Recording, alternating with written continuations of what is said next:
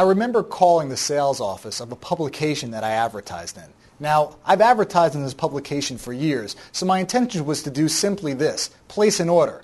Now, when the salesperson picked up the phone, she thought she was doing everything that she needed to do, which was sell me. She started explaining to me the history of the publication, their circulation, their target audience, their demographics, all the information that I already know. Now, as this person was selling me, I just kept thinking about how many sales she lost as a result of giving information that the prospect didn't want to hear. Now, let's face it, once you give information to someone that they're not interested in, think about what happens to their listening. It shuts down immediately for the rest of that conversation.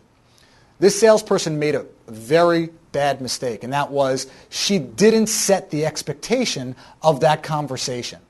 Setting the expectation of a conversation enables you to focus not on what you think is important, but what on the prospect thinks is important information. How you can set the expectation of a conversation is done by using several different questions. Here are some questions that you can use that will allow you to set the expectation of every conversation as well as every presentation you're about to deliver. This way, you'll avoid delivering information that the prospect doesn't want to hear, which will shut off their listening for the remainder of the meeting. Mr. Prospect, I'd like to be sensitive to your time and make the most out of our meeting. In order for me to do so, what are your expectations of our time today? Number 2, to ensure that I'm providing you with the right information, what is most important to you in making a decision like this? Number 3, what are your objectives of our meeting today? Number 4, based on your current objectives, if there was one topic or solution that would grab your ear immediately, what would it be?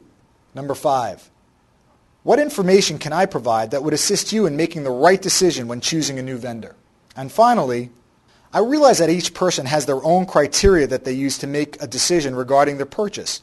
What information can I share that is most important to you when making a decision like this? What have these questions accomplished?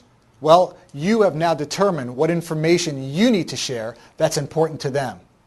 Doing so surrenders your agenda of what you think is important so you can focus on what the prospect thinks is important, which will open up their listening and allow you to continue moving through your sales process.